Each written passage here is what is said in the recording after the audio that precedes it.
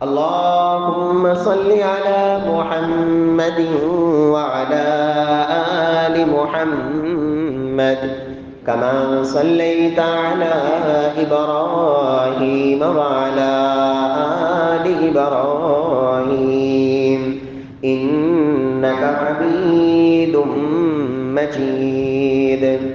اللهم بارك على محمد وعلى آل محمد كما باركت على إبراهيم وعلى آل إبراهيم إنك حميد مجيد. اللهم انفعنا بما علمتنا وعلمنا ما ينفعنا وزدنا علما. رب اشرح لي صدري ويسر لي أمري واحلل عقدة من لساني يفقهوا قولي. أعوذ بالله السميع العليم من الشيطان الرجيم من همزه ونفخه ونفسه. بسم الله الرحمن الرحيم. وأنكحوا الأيام منكم والصالحين من عبادكم وإمائكم إن يكونوا فقراء يغنهم الله من فضله والله واسع عليم. وقال الله سبحانه وتعالى في مقام آخر: يا أيها الذين آمنوا ادخلوا في السلم كافة ولا تتبعوا خطوات الشيطان إنه لكم عدو مبين.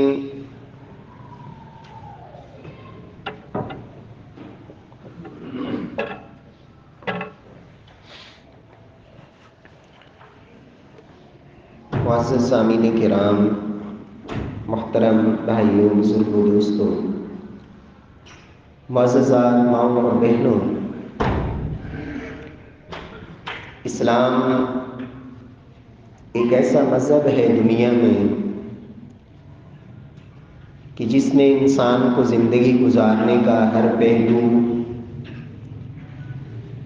عبادات ہوں، معاملات ہوں، عقائد اور نظریات ہوں یا انسان کی اخلاقیات، ہر پہلو میں اللہ کا دین کامل اور اکمل ہے اور مکمل رہنمائی کرتا ہے۔ رسول اللہ صلی اللہ علیہ وسلم نے فرمایا تھا: عجبا لامر المؤمن ان امرہ کلہ لہ خیر۔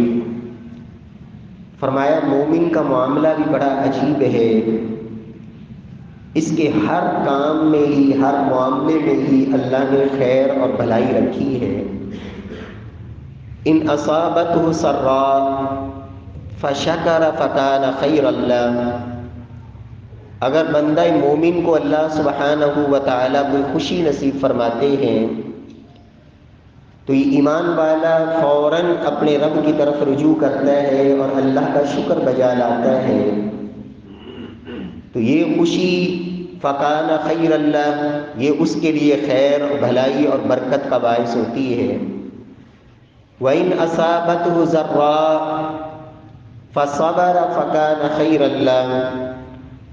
اگر بندہ مومن کو کوئی تکلیف پہنچتی ہے، کوئی پریشانی اور غم اور دکھ پہنچتا ہے تو اس پر ایمان والا واویلا کرنے کی بجائے اور رونے پیٹنے کی بجائے فصبر، فرمایا وہ صبر کا دامن نہیں چھوڑتا، فکان خیرا لہ، یہ بھی اللہ رب العزت اس کے لیے خیر، بھلائی اور برکت بنا دیتے ہیں۔ اللہ سبحانہ و تعالی نے ہمیں جو یہ نظام دیا اسلام کا، اس کا ایک خوبصورت پہلو وہ نکاح کا پہلو ہے۔ شادی اور نکاح، نبی کائنات صلی اللہ علیہ وسلم فرماتے ہیں کہ لوگوں، النکاح من سنتی، نکاح یہ میں محمد صلی اللہ علیہ وسلم کی سنت اور میرا طریقہ ہے۔ فمن راغب عن سنتی فلیس منی، جو میری اس سنت سے اعراض کرتا ہے اس کا میرے ساتھ کوئی تعلق نہیں۔ اور دوسری حدیث کے الفاظ، فمن لم یعمل بسنتی فلیس منی، فرمایا جو میری اس سنت پر عمل نہیں کرتا وہ مجھ سے نہیں۔ رسول اللہ صلی اللہ علیہ وسلم فرماتے ہیں کہ لوگوں، من تزوج فقد استکمل نصف الدین فلیتق اللہ فی النصف الباقی، جو نکاح کرتا ہے، شادی کرتا ہے، اس نے اپنا آدھا دین مکمل کر لیا۔ فلیتق اللہ فی النصف الباقی، اسے باقی آدھے دین میں اللہ رب العزت سے ڈرنا چاہیے اور اپنی ڈر کر تقوی والی زندگی گزارنی چاہیے۔ تو گویا کہ دین میں نکاح کو اللہ کے نبی صلی اللہ علیہ وسلم نے آدھا دین قرار دیا۔ آج امت مسلمہ اور مسلم معاشرہ ایک عجیب قسم کی فکر میں مبتلا ہے۔ اسلام جس نے نکاح کو بڑا آسان بنایا تھا، آج مسلمانوں نے اسے اتنا مشکل بنا لیا کہ نکاح کرنا لوگوں کے لیے مشکل ہو گیا اور اپنی عزتوں کو نیلام کرنا اسے آسان بنا دیا گیا۔ جبکہ اسلام نے زنا سے بچنے کے لیے اور بچانے کے لیے، عزت کی حفاظت کے لیے اور عزت کو بچانے کے لیے اسلام نے بڑے قوانین وضع کیے کہ کسی طرح بھی کسی مسلمان کی عزت پر حرف نہ آئے۔ ہر پہلو سے اس کی عزت کے تحفظ کے لیے قوانین وضع کیے۔ نکاح کو اسلام نے بڑا آسان بنایا۔ آج امت مسلمہ میں اور مسلم معاشرے میں کتنے ایسے نوجوان بیٹے اور بیٹیاں گھروں میں بیٹھے بیٹھے بوڑھے ہو جاتے ہیں لیکن شادی نہیں ہو رہی۔ کیوں؟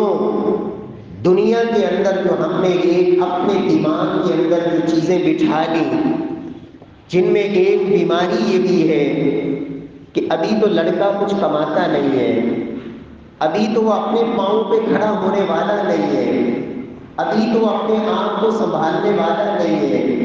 میرے پیارے بھائیوں، قرآن مجید میں اللہ سبحانہ و تعالی نے جو حکم دیا فرمایا وَأَنكِحُوا الْأَيَامَ مِنكُمْ وَالصَّالِحِينَ مِنْ عِبَادِكُمْ وَإِمَائِكُمْ، اللہ فرماتے ہیں کہ تم نکاح کروا دو ان کے جن کی بیویاں نہیں، چاہے مرد ہے اس کی بیوی نہیں، فرمایا اس کا نکاح کرواؤ، عورت ہے جس کا شوہر نہیں اس کا نکاح کرواؤ۔ اور ایام اس کے اندر وہ عورت بھی شامل ہے جس کا پہلا شوہر فوت ہو گیا ہو، جسے بیوہ کہا جاتا ہے۔ اس ایام کے اندر وہ عورت بھی شامل ہے جس کی پہلے شوہر سے کسی وجہ سے علیحدگی ہو گئی، چاہے خلا کی وجہ سے یا طلاق کی وجہ سے۔ اور ایام کے اندر وہ کنوارے بھی شامل ہیں جن کی ابھی شادی ہوئی نہیں۔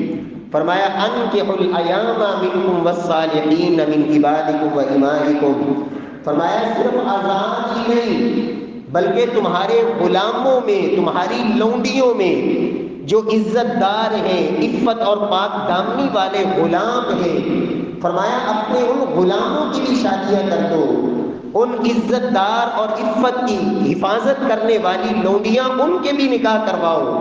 انکحوا الایام، فرمایا جو تم میں ایسا شخص ہے جس کی شادی نہیں ہوئی اس کی شادی کروا دو۔ آگے اللہ رب العزت نے فرمایا ان یکونوا فقراء، اگر وہ فقیر ہیں، غریب ہیں، مال نہیں، یغنیہم اللہ من فضلہ، تم نکاح کروا دو، اللہ اپنے فضل سے ان کو غنی کر دے گا۔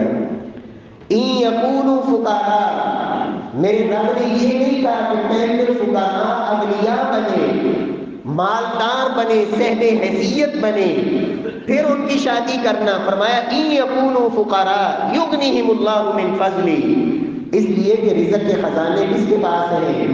للہ خزائن السماوات والارض، لوگوں زمین و آسمان کے خزانوں کا مالک تو وہ ہے۔ قل اللہم مالک الملک تؤتی الملک من تشاء وتنزع الملک ممن تشاء وتعز من تشاء وتذل من تشاء۔ تمہیں کیا خبر؟ یہ دولت کا مطلب ہی گھومنا پھرنا ہے۔ آج دولت کس کے پاس ہے، کل کس کے پاس ہوگی۔ آج کا مالدار کل کو فقیر ہو جائے، آج کا فقیر کل کو مالدار ہو جائے۔ تلک الایام نداولها بین الناس، اللہ دنوں کو گھماتے رہتے ہیں، پھیرتے رہتے ہیں، حالات ہمیشہ ایک جیسے نہیں رہتے۔ فرمایا یہ رکاوٹ نہ بنے۔ ان یکونوا فقراء یغنیہم اللہ من فضلہ۔ میرے پیارے بھائیوں، نبی کائنات صلی اللہ علیہ وسلم نے اپنی حدیث میں فرمایا تھا ثلاثۃ حق علی اللہ عونہم، اللہ کے نبی صلی اللہ علیہ وسلم فرماتے ہیں لوگوں تین قسم کے لوگ ایسے ہیں جن کی مدد کرنا میرے رب نے اپنے ذمے لازم کر لیا ہے۔ میرے اللہ کے ذمے میں اور آپ کچھ لازم نہیں کر سکتے، لیکن یہ خالق مالک اس پروردگار کی عظمت اور مہربانی، اللہ کے نبی فرماتے ہیں تین لوگوں کی مدد کرنا رب نے اپنے اوپر فرض کر لیا، لازم کر لیا۔ الناکح الذی یرید العفاف، پہلے نمبر پر وہ نکاح کرنے والا جو اس نکاح سے اس کا مقصد العفاف، اپنی عزت کو بچانا ہے، اپنی عزت کی حفاظت ہے۔ ایسا نکاح کرنے والا جس کے نکاح کا مقصد اپنی عزت کی حفاظت ہے، میرے رب نے اس کی مدد کرنا اپنے ذمے لازم کر لیا ہے۔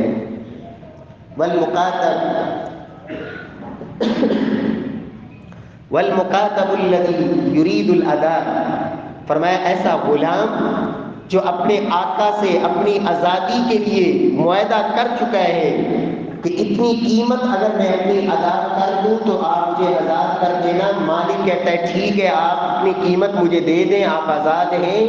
فرمایا ایسا غلام جو مکاتبت کر چکا ہے اور اس کا نظریہ ارادہ یہ ہے کہ میں نے ادائیگی کرنی ہے، میرے اللہ نے اس کی مدد بھی اپنے ذمے لازم کر لی ہے۔ والمجاہد فی سبیل اللہ، اور تیسرا وہ شخص جو راہ جہاد میں ہے، اللہ کی راہ میں جہاد کے لیے نکلا ہوا ہے، فرمایا اس کی مدد کرنا بھی میرے اللہ نے اپنے ذمے لازم کر لیا ہے۔ پیارے بھائیوں، نبی کائنات صلی اللہ علیہ وسلم نے فرمایا تھا یا معشر الشباب من استطاع منکم الباءۃ فلیتزوج فإنه اغض للبصر واحسن للفرج۔ اے نوجوانوں کی جماعت، یا معشر الشباب، اے نوجوانوں، من استطاع منکم الباءۃ فلیتزوج، جس کو اللہ نے طاقت دی ہے الباء، اور باء کے اندر جسمانی طاقت پہن لے، پھر اس کے ساتھ ساتھ جو نکاح کی ذمہ داری اٹھانے کی اللہ نے صلاحیت دی ہے، فرمایا اللہ کے نبی صلی اللہ علیہ وسلم نے جس کو اللہ نے یہ طاقت عطا کی ہے فلیتزوج، اسے چاہیے کہ وہ نکاح کرے۔ کیوں؟ فإنه أغض للبصر، نکاح کا سب سے پہلا فائدہ یہ ہے کہ تمہاری نظر میں حیا آ جائے گا۔ وہ نظر جو آوارہ ہو چکی ہے، وہ نظر جسے کوئی پرواہ نہیں، ماں بہن بیٹی، کون کس کی بہن ہے، کون کس کی ماں ہے، کون کس کی خالہ پھپھو، اس کو کوئی کسی کی عزت کی پرواہ نہیں۔ فرمایا یہ جو نظر کے اندر بے حیائی آ چکی ہے، نکاح کا پہلا فائدہ یہ ہوگا کہ اللہ نظر میں حیا پیدا کر دیں گے۔ فرمایا وَأَحْسَنُ لِلْفَرْجِ، اور نکاح سے اللہ شرمگاہ کی حفاظت فرمائیں گے۔ فرمایا یہ تحفظ ہوگا۔ میرے پیارے بھائیوں، نکاح اسلامی معاشرے کا ایک حسن تھا۔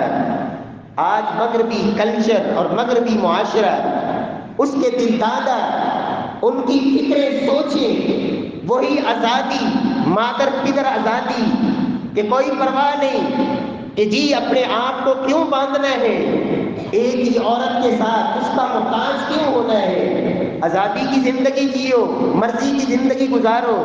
میرے پیارے بھائیوں، یہ اسلام کا مزاج نہیں، یہ دنیا کفر کا نظریہ تو ہے، یہ ان لوگوں کی سوچ اور فکر تو ہے جن کو اپنی ماؤں کا پتہ نہیں، ماں کا پتہ ہے تو باپ کی خبر نہیں، اور اکثریت ایسی کہ ابھی شادی ہوئی نہیں اور پہلے ہی ماں بن چکی ہے، شادی سے پہلے ہی بچے کی ولادت، اس طرح کی سوچیں اور فکریں۔ میرے پیارے بھائیوں، اسلام یہ حکم دیتا ہے، اللہ کے نبی کا یہ آرڈر ہے، لوگوں تنکح المرأۃ لاربع، لوگ 4 وجہ سے شادی کرتے ہیں، فرمایا اللہ کے نبی صلی اللہ علیہ وسلم نے لما لیا، سب سے پہلی وجہ جس کو شادی کے موقع پہ لوگ دیکھتے ہیں عورت کے پاس مال ہے یا نہیں، مالدار عورت، اس کا نکاح کے لیے انتخاب کیا جاتا ہے، اور سبب کیا کہ یہ مال جہیز کی شکل میں لے کے آئے گی، اور باقاعدہ اس کے لیے ڈیمانڈیں، مطالبے، اور والدین کے اوپر وہ بوجھ اور ایسے تقاضے، پہلے تو جہیز کی یہ رسم اور یہ رویہ، اس کے لیے باقاعدہ ڈیمانڈیں اور اس کے لیے باقاعدہ قرض، اور اتنا بوجھ باپ کے اوپر کہ وہ شادی تو کر دیتا ہے لیکن ساری زندگی وہ قرض کے بوجھ سے نکل نہیں پاتا ہے۔ میرے پیارے بھائیوں، یہ اسلام کا مزاج نہیں، اور بعض جگہوں پر بیٹیوں کو صرف نکاح کے موقع پر، شادی کے موقع پر جہیز کی مد میں سب کچھ دے کر اس کو حق وراثت سے محروم کر دیا جاتا ہے۔ بیٹیوں کو یہ کہا جاتا ہے کہ جو جہیز میں آپ کو مل گیا بس وہی آپ کا حق ہے، وراثت میں آپ کا کوئی حق نہیں۔ میرے پیارے بھائیوں، رب کے قانون کو توڑنا، اللہ کی حد کو پھلانگنا، اللہ نے فرمایا لوگوں تلک حدود اللہ، یہ اللہ کی حدیں ہیں، رب کی حد کو نہ پھلانگنا، رب کی حد کو نہ توڑنا۔ تمہیں کوئی پتہ نہیں ایہم اقرب لکم نفعا، تم نے دنیا سے چلے جانا ہے، تمہارے لیے نفع مند کون ہے، بیٹا ہے، بیٹی ہے، بڑا بیٹا ہے، چھوٹا بیٹا ہے، درمیانہ بیٹا ہے، بڑی بیٹی ہے، کون ہے؟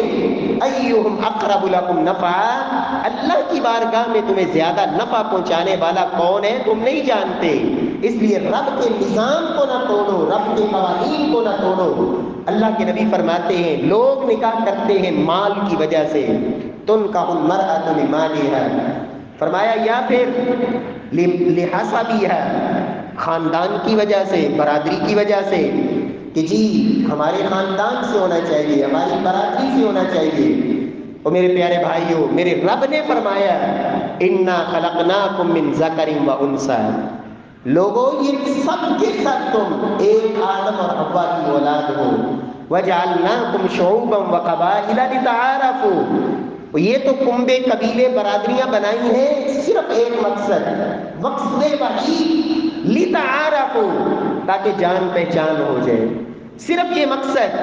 اور اگر کوئی اپنی برادری پر ناز کرتا ہے، اپنے نسب پہ ناز کرتا ہے، اللہ کے نبی نے فرمایا لوگوں اپنی برادری پر، اپنے خاندان پر، اپنے حسب اور نسب پر فخر کرنے سے باز آ جاؤ۔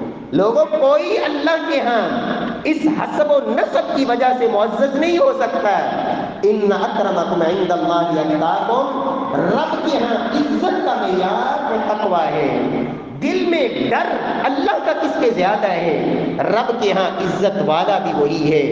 حسب و نسب کی وجہ سے اگر اللہ کے ہاں عزتیں ملنی ہوتی، ابو لہب قیامت تک رب کی لعنتوں کا حقدار نہ بنتا، تبت یدا ابی لہب وتب، اور بلال حبشی، حبشہ کا وہ غلام صہیب رومی، سلمان فارسی، کہاں غلامی کی زندگی گزارنے والے، میرے رب نے وہ شانیں عطا کی، جنت کے شہزادے، جنت بھی مشتاق ہے کہ کب میرے اندر یہ پہنچے۔ اور اللہ کے نبی فرماتے ہیں قدموں کی آہٹ آگے آگے سنائی دیتی ہے، بلال حبشی، لیکن دوسری طرف اعلیٰ خاندان والے جہنم کے انگاروں اور جہنم کا بالم ایندھن بنے۔ میرے پیارے بھائیوں، اللہ کے نبی نے فرمایا تھا لوگوں جو اپنے نسب پر فخر سے باز نہیں آتا اسے ڈرنا چاہیے، وگرنہ وہ رب کے ہاں اس کیڑے سے بھی بدتر ہوگا جو گندگی میں پیدا ہوتا ہے، گندگی کھاتا ہے، گندگی کو اپنے ناک سے آگے زمین پر دھکیلتا ہے۔ فرمایا لوگوں اپنے نسب پر فخر کرنے سے باز آ جاؤ، وگرنہ اس کیڑے سے بھی بدتر ہو جاؤ گے جسے گندگی میں پیدا ہوا اور وہی اس کو ناک سے دھکیلتا ہے۔ پیارے بھائیوں، آج کتنی یہ برادری کی اناج اور ناک نہ کٹ جائے، برادری میں رشتہ نہیں ہے، بچیاں گھروں میں بیٹھی بوڑھی ہو جاتی ہے، کس وجہ سے؟ ہمارے سٹیٹس کے ہمارا سٹیٹس نہیں ملتا، ہمارا جو مقام اور مرتبہ ہے اس لیول کا رشتہ نہیں ہے، یہ رشتہ، یہ خاندان۔ میرے پیارے بھائیوں، اللہ کے نبی کیا فرماتے ہیں؟ ایمان والو، لوگ شادی کرتے ہیں مال کی وجہ سے، نسب کی وجہ سے، والی جمالیہ، اور تیسری چیز حسن، خوبصورتی، یہ ظاہری خوبصورتی، یہ حسن، یہ کتنی دیر وفا کرے گی؟ اللہ کے نبی نے کیا فرمایا؟ چوتھی چیز والی دین ہے، فرمایا چوتھی چیز دین ہے۔ فاظفر بذات الدین والخلق، فرمایا تم ترجیح دو تو دین والے کو، ہاں دین کے ساتھ جمال بھی ہو، مال بھی ہو، حسب نسب بھی ہو تو کوئی حرج نہیں، لیکن حسب نسب نہیں، دین ہے، ٹھکرا دیا رشتہ، کیوں جی؟ ہمارے خاندان کا نہیں، دین ہے، مال نہیں، دین ہے، جمال نہیں۔ اللہ کے نبی صلی اللہ علیہ وسلم کیا فرماتے ہیں؟ لوگوں اذا اتاکم من ترضون دینہ وخلقہ فزوجوہ، لوگوں اگر تمہارے پاس ایسے شخص کا رشتہ آ جائے جس کے دین اور اخلاق کو تم پسند کرتے ہو، دو چیزیں، دینہ وخلقہ، اس لیے کہ بد اخلاق، بد زبان، جس کا اخلاق اچھا نہیں، اللہ کے نبی صلی اللہ علیہ وسلم نے دو چیزیں، دین اور دین کے ساتھ اخلاق، فرمایا اذا اتاکم من ترضون دینہ وخلقہ فزوجوہ، جب تمہارے پاس ایسا رشتہ ہے جس کے دین اور اخلاق کو پسند کرتے ہو تو شادی کر دو، وَإِلَّا تَفْعَلُوا تَكُنْ فِتْنَةٌ فِي الْأَرْضِ وَفَسَادٌ عَرِيضٌ، اگر تم نے ایسا نہ کیا، دین اور اخلاق کی بنیاد پر رشتے نہ کیے، زمین میں پھر فتنہ ہوگا، لمبا چوڑا فساد ہوگا۔ آج کتنی عزتیں ہیں جو لٹ جاتی ہیں، کتنی بیٹیاں اپنی عزتیں لٹا دیتی ہیں، کتنے جوان اپنی جوانیاں برباد کر دیتے ہیں، کیوں؟ ماں باپ شادی نہیں کرتے، وقت پہ رشتہ طے کر دینا اور نکاح کر دینا۔ پیارے بھائیوں، اللہ کے نبی نے نکاح کو کتنا آسان بنایا، میں نے قرآن کی آیت آپ کو بتائی، اللہ کا وعدہ ہے لوگوں اگر فقیر ہیں نکاح کر دو، میرا اللہ غنی کر دے گا، اور اللہ کے نبی کے سامنے ایسے نکاح آپ نے خود کیے۔ ایک صحابی اللہ کے رسول صلی اللہ علیہ وسلم کے پاس ایک عورت آئی، اس نے کہا یا رسول اللہ میں اپنے آپ کو ہبہ کرتی ہوں، تو اللہ کے نبی صلی اللہ علیہ وسلم کو رب نے یہ اختیار دیا تھا آپ جس کو پسند کر لیں اور وہ عورت راضی ہو، تو اللہ نے اجازت دی تھی، لیکن آپ نے کہا نہیں مجھے ضرورت نہیں، میں شادی نہیں کرنا چاہتا۔ ایک صحابی نے کہا یا رسول اللہ اس عورت سے میری شادی کر دے، آپ صلی اللہ علیہ وسلم نے فرمایا تم اسے حق مہر میں کیا دو گے؟ اس نے کہا یا رسول اللہ میرے پاس تو کچھ بھی نہیں سوائے اس ایک چادر کے جو میں نے اپنے اوپر لی ہوئی ہے، ایک چادر، دو بھی نہیں، ایک چادر جس سے میں نے اپنے جسم کو ڈھانپا ہوا ہے، صرف یہ ہے اور کچھ نہیں۔ تو اللہ کے رسول فرماتے ہیں اگر یہ چادر تم اسے حق مہر میں دے دو گے تو تم خود ننگے ہو جاؤ گے، اور اگر خود پہنو گے تو یہ تو پھر تمہارے خود پہننے کے لیے کوئی اور چیز ڈھونڈو۔ التمس ولو خاتما من حدید، جاؤ تلاش کر کے لے آؤ، چاہے ایک لوہے کا چھلا مل جائے نا، لوہے کا چھلا، لوہے کی انگوٹھی، وہی لے آؤ۔ وہ صحابی گئے، واپس آ کے کہا یا رسول اللہ لوہے کی انگوٹھی بھی نہیں ملی۔ اب اللہ کے نبی صلی اللہ علیہ وسلم نے یہ نہیں کہا تو اتنا کنگال، اتنا غریب، گھر کوئی نہیں، بیوی کو کھلائے گا کہاں سے، مال اتنا نہیں کہ دوسری چادر خرید لے۔ اللہ کے نبی نے کیا فرمایا؟ میرے صحابی قرآن یاد ہے؟ کہا ہاں یا رسول اللہ قرآن تو یاد ہے۔ فرمایا کون کون سی صورتیں؟ فعد سورا، اس نے کئی صورتیں گنی، یا رسول اللہ یہ صورتیں یاد ہیں۔ آپ نے فرمایا کہ میں نے قد تزوجتکھا بما معک من القرآن، جو تمہیں قرآن یاد ہے میں نے اسی کے بدلے تمہارا اس عورت سے نکاح کر دیا، یہی حق مہر ہے۔ اپنی بیوی کو یہ صورتیں جا کے یاد کروانا یہی تمہارا حق مہر ہے، اور اللہ کے نبی نے اسی پر نکاح کر دیا۔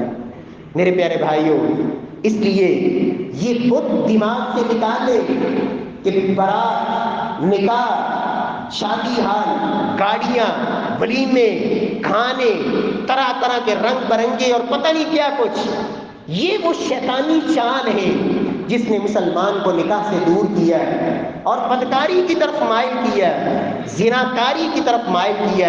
اللہ کے نبی نے فرمایا لوگوں نکاح کرو، ایک فائدہ تو یہ ہوگا تمہاری عزت محفوظ ہو جائے گی، نظر میں حیا پیدا ہوگا، اور لوگوں شادیاں کرو، کیوں؟ انی مکاثر بکم الامم، جب میری امت میں اضافہ ہوگا کل قیامت والے دن امت کی کثرت کی وجہ سے میں سارے نبیوں پر فخر کروں گا، اور پھر اس نکاح کے نتیجے میں میرا اللہ اولاد دیتا ہے۔ اگر اولاد بچپن میں فوت ہو جائے، ابھی جوانی کی بہاریں نہیں دیکھی، بچپن میں اللہ کے پاس چلے گئے، اللہ کے نبی فرماتے ہیں جس کے 3 بچے بچپن میں فوت ہو گئے، بلوغت سے پہلے لم یبلغ الحنث، پھر اس نے صبر کیا، میرا اللہ اس عمل کی وجہ سے، اس صبر کی وجہ سے اللہ اس کو جنت کا داخلہ نصیب فرمائیں گے۔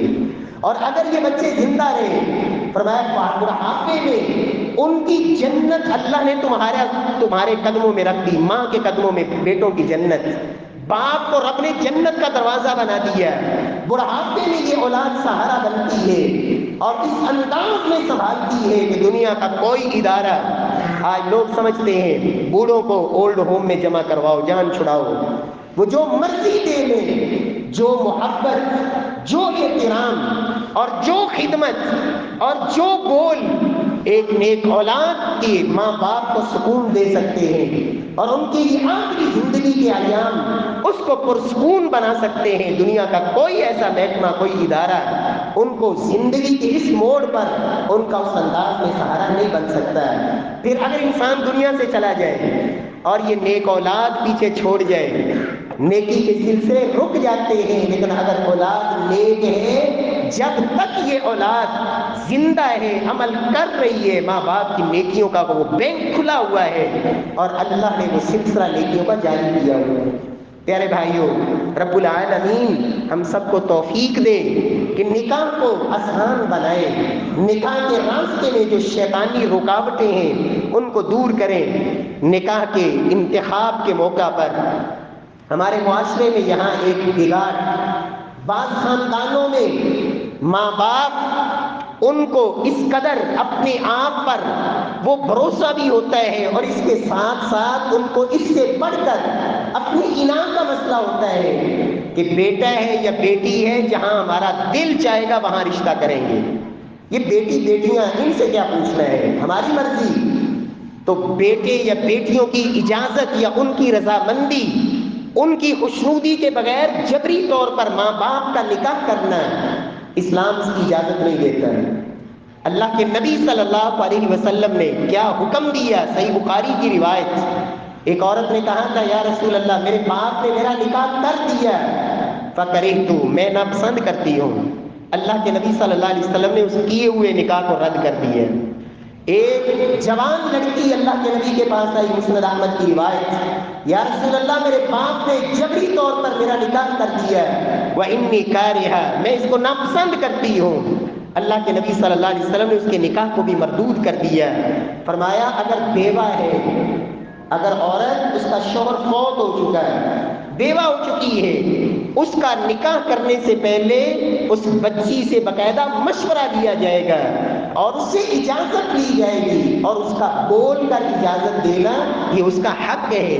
اور اگر کنواری ہے، اللہ کے نبی فرماتے ہیں اس سے بھی ماں باپ کو اجازت لینی چاہیے، اس کی ذہن سازی کریں، اس کو بتائیں اخلاقی لحاظ سے، دینی لحاظ سے یہ بیٹا اس حوالے سے ہمیں پسند ہے، ماں اس سے بیٹی سے مشورہ کرے، بڑی بہنیں ہیں، باپ خود پوچھے۔ لیکن یہاں ہمارے یہاں کیا ہوتا ہے، یا تو اس کی اجازت کو توہین سمجھا جاتا ہے کہ اچھا آپ بیٹیوں سے پوچھتے پھریں، ہماری غیرت تو مر گئی، پھر ہم کس قدر، ہماری عزت تو مٹ گئی، ہم بیٹی سے پوچھیں میرے پیارے بھائیوں یہ حق تم نے نہیں دیا، اللہ نے دیا ہے۔ اور یہاں ایک جہالت وہ کیا ہے کہ نکاح ہوتا ہے، نکاح کے موقع پر مولوی صاحب جا کے بیٹی سے اجازت لے رہے ہوتے ہیں، بیٹی آپ راضی ہیں؟ مولوی صاحب کو کس نے حق دیا ہے؟ مولوی صاحب اس وقت جا کے بیٹی کو نکاح پڑھاتے ہیں۔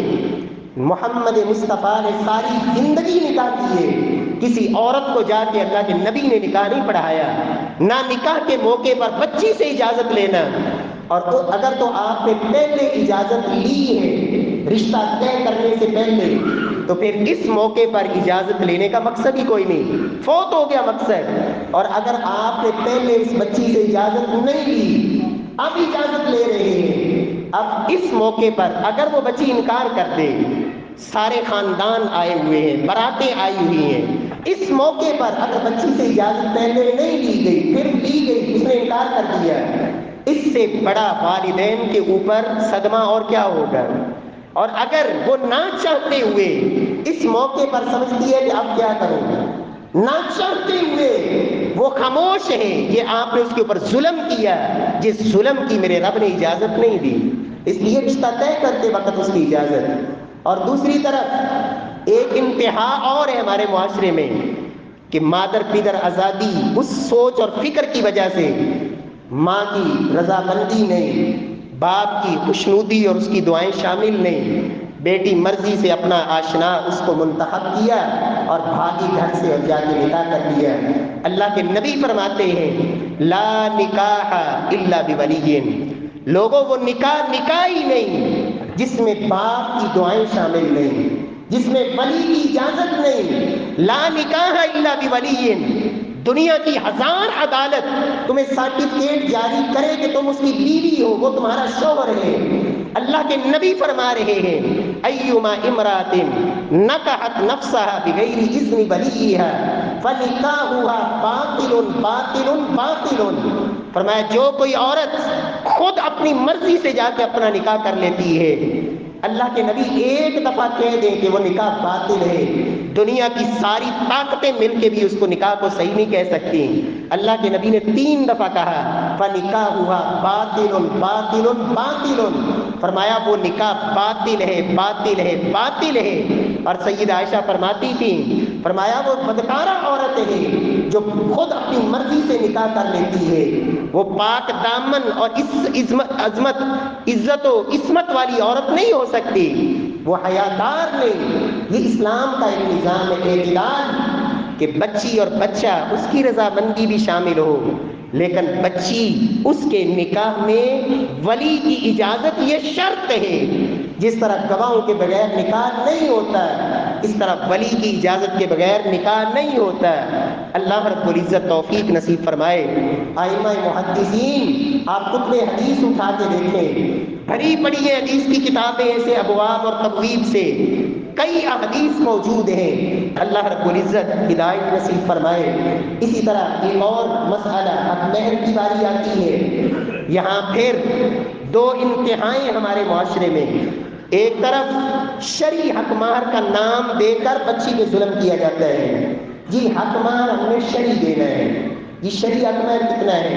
پرانے دور میں چلتے تھے 32.5 روپے اور آج کل 500 پہ آ گئے، جی 500 یہ شرعی حق مہر ہے۔ کس نے مقرر کیا شرعی؟ اللہ نے قرآن میں مقرر نہیں کیا، محمد مصطفیٰ کی پوری زندگی میں کسی ایک حدیث میں بھی اللہ کے نبی نے شرعی طور پر حق مہر مقرر نہیں کیا۔ فرمایا یہ عورت کا حق ہے جو اللہ نے دیا ہے، اور عورت کو یہ آپ نے دینا ہے اپنی طاقت کے مطابق۔ شادی ہال کی بکنگ کتنے میں ہوئی ہے جی؟ 10 لاکھ دینا ہے شادی ہال کو، بچی کا حق مہر کتنا ہے جی؟ 500 روپیہ۔ اللہ کے نبی صلی اللہ علیہ وسلم نے کیا کہا؟ اگر اللہ نے طاقت دی، نبی صلی اللہ علیہ وسلم نے شرعی طور پر حق مہر مقرر نہیں کیا، طاقت نہیں ہے تو قرآن کی صورتوں پہ آپ نے نکاح کر دیا، لوہے کی انگوٹھی پہ کہا لے آؤ نکاح کرتا ہوں، نہیں ہے۔ اللہ کے نبی صلی اللہ علیہ وسلم نے سیدہ ام سلیم کا نکاح ابو طلحہ سے بغیر حق مہر کے، انہوں نے کہا ابو طلحہ مسلمان ہو جاؤ یہی میرا حق مہر ہے، سیدہ صفیہ کی آزادی کو ان کا حق مہر قرار دیا۔ اور جب تھا تو 4,000 درہم بھی آپ نے حق مال دیا۔ پیارے بھائیوں، یہ حق ہے جو اللہ نے دیا ہے، آپ کی جتنی طاقت ہے وہ دیں۔ ایک تو یہ ہے، دوسری طرف کیا ہوتا ہے، بچی والے کہتے ہیں کہ حق مہر میں ہم نے اتنی رقم لکھوانی ہے کہ تاکہ یہ کل کو طلاق نہ دے سکے۔ بنیاد میں شیطان کی رضامندی ہم نے خود ڈال دی۔ حق مہر کا مطلب ہوتا ہے خاوند کے اوپر قرض، اور ہم یہ سمجھتے ہیں کہ حق مہر کا مطلب ہے طلاق کے موقع پہ حق مہر دینا پڑے گا۔ طلاق کے موقع پہ حق مہر نہیں، حق مہر تو اس عورت کا حق ہے جو خاوند یا پہلے ادا کرے، اگر نہیں ادا کر سکا تو اسلام یہ کہتا ہے اس کے لیے مہلت ہے، لیکن جب تک زندگی میں ادا نہیں کرے گا مقروض ہے۔ اور قرض اللہ نے شہید کا بھی معاف نہیں کرنا ہے، مقروض ہے۔ تو پیارے بھائیوں، یہ دونوں انتہائیں غلط ہیں طاقت کے مطابق۔ جتنی اللہ نے وسعت دی ہے، طاقت دی ہے، اس کے مطابق حق مہر کا تعین ہو۔ انشاءاللہ ہم اس موضوع کو تھوڑا آگے لے کے چلیں گے تفصیل سے۔